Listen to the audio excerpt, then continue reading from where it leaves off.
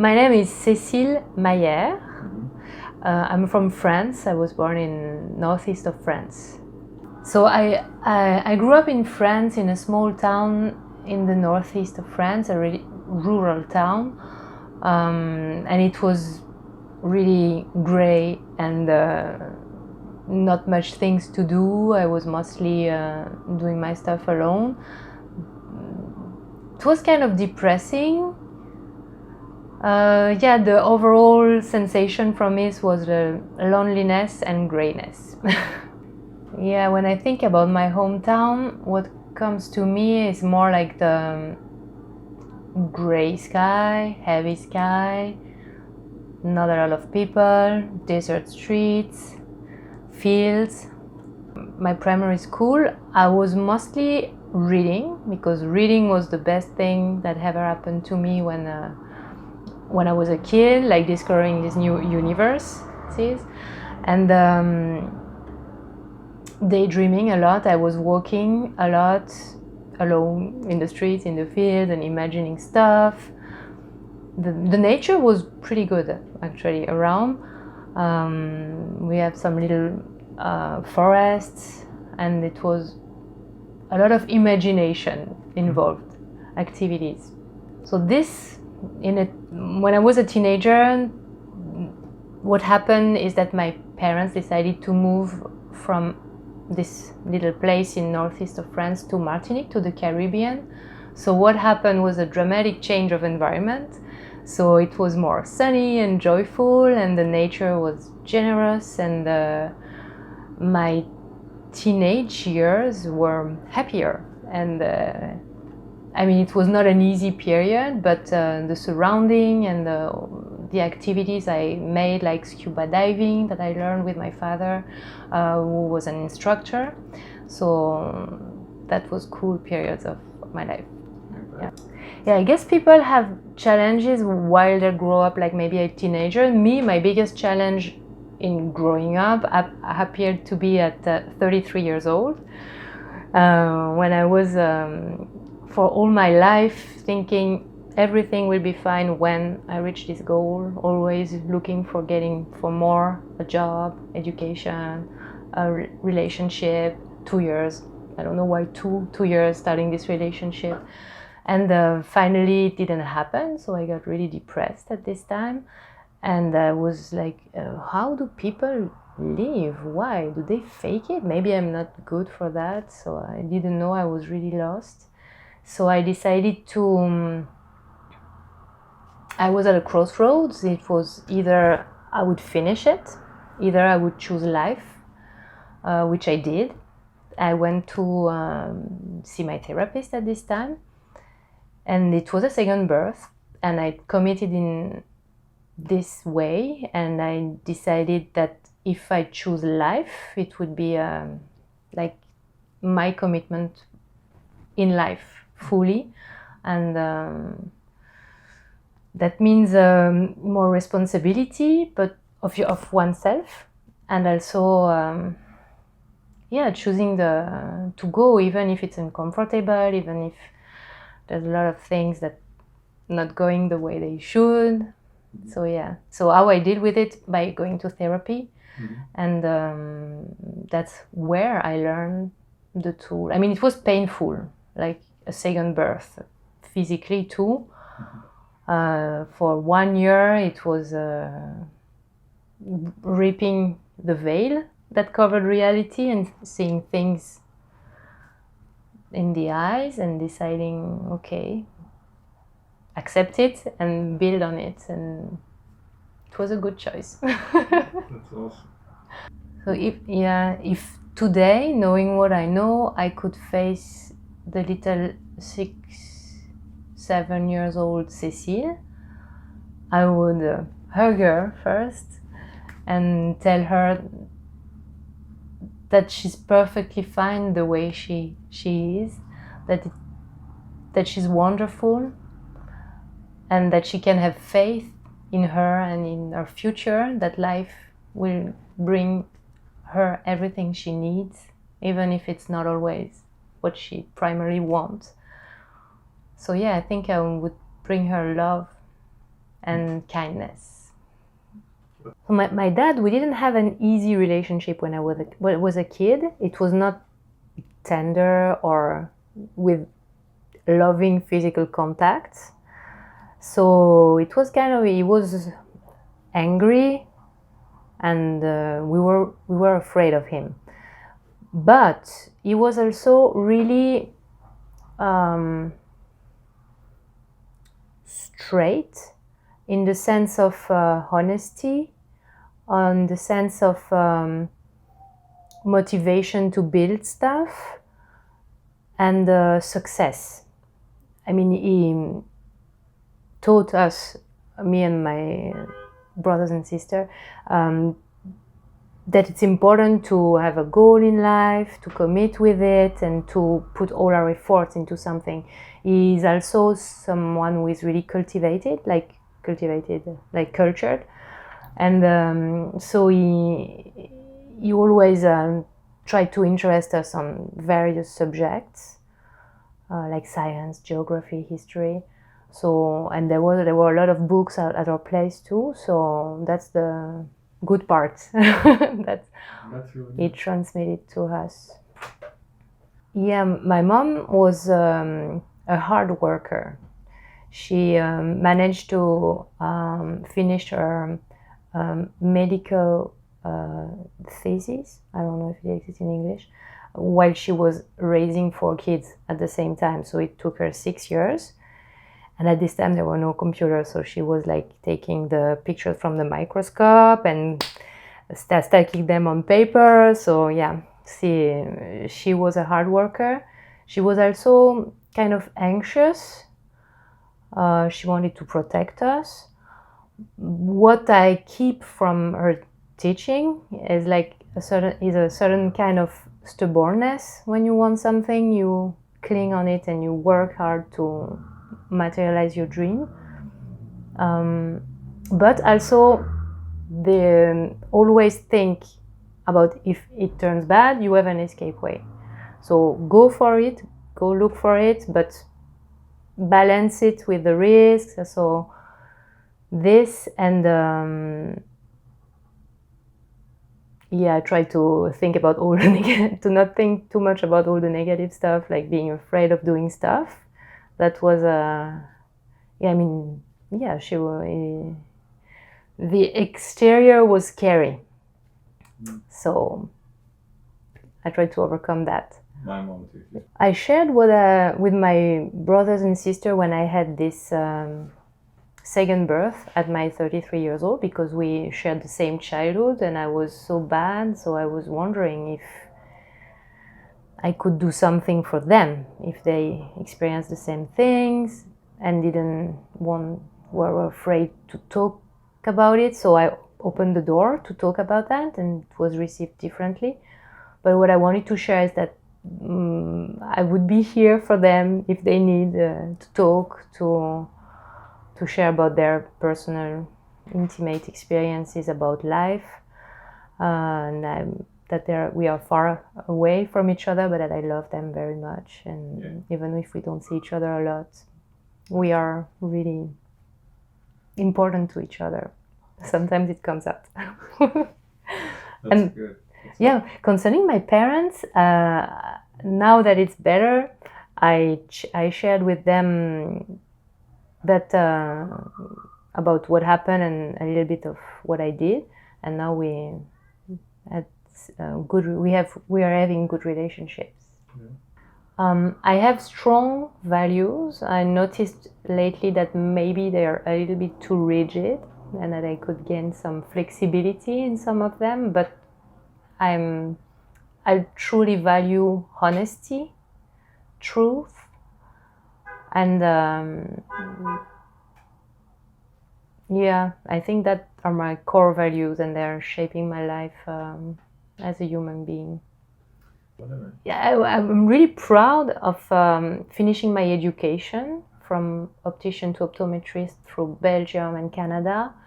I'm proud of this personal achievement. I'm proud too about the ways I decided to take for my personal growth, and I know that it's an endless journey, so it's even more exciting. I'm proud of having the guts of moving here in New York from Canada with nothing, almost. So this makes me proud because I realize that I'm braver than what I thought. And I quit smoking. So That's huge. Quitting smoking is so big.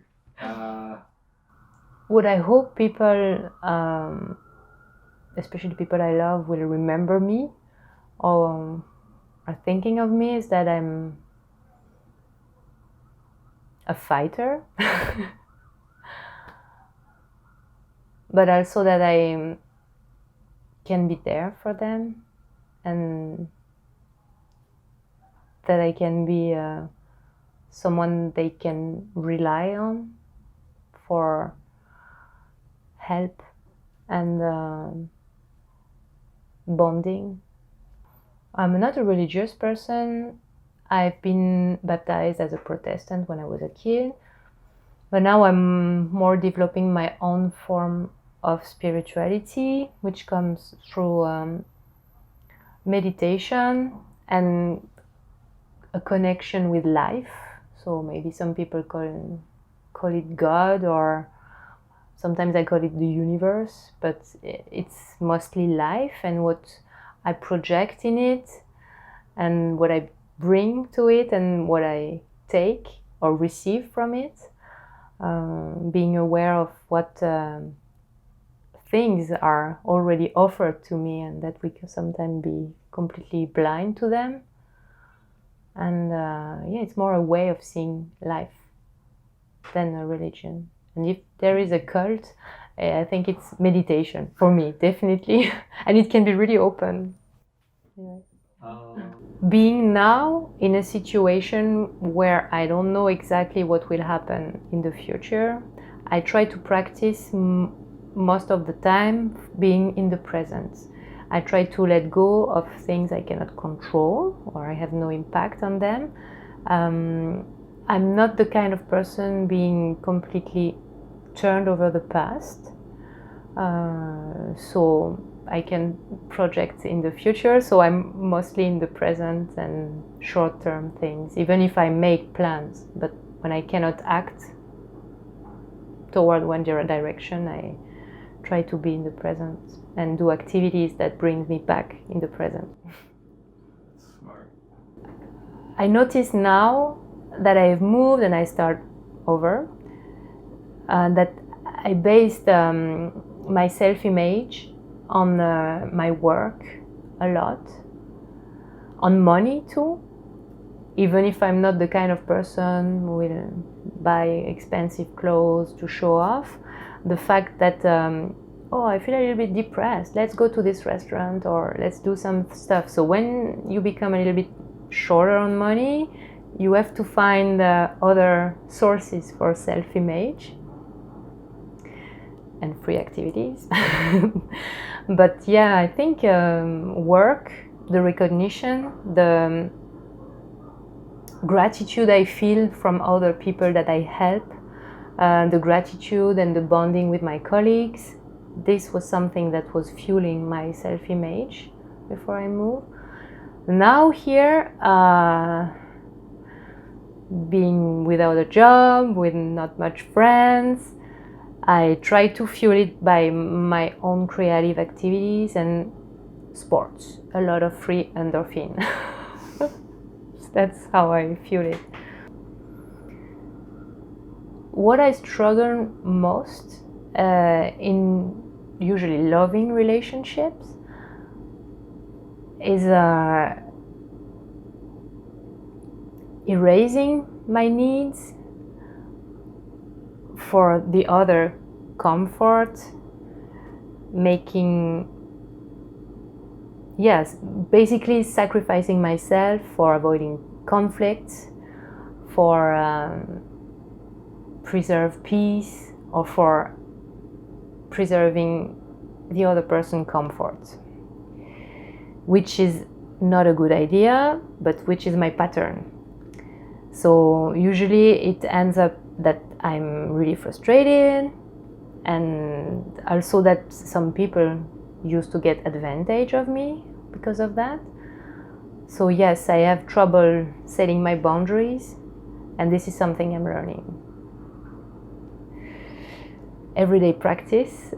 How do you deal with it? I write to make myself more in tune with my own needs. I write a lot. I need any space and time alone to get self-centered again. Meditation helps me.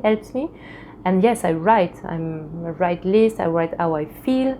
I try to feel the emotion instead of numbing them with alcohol, drugs, like I used to do, because this is the perfect way to not see what's wrong, but it doesn't help.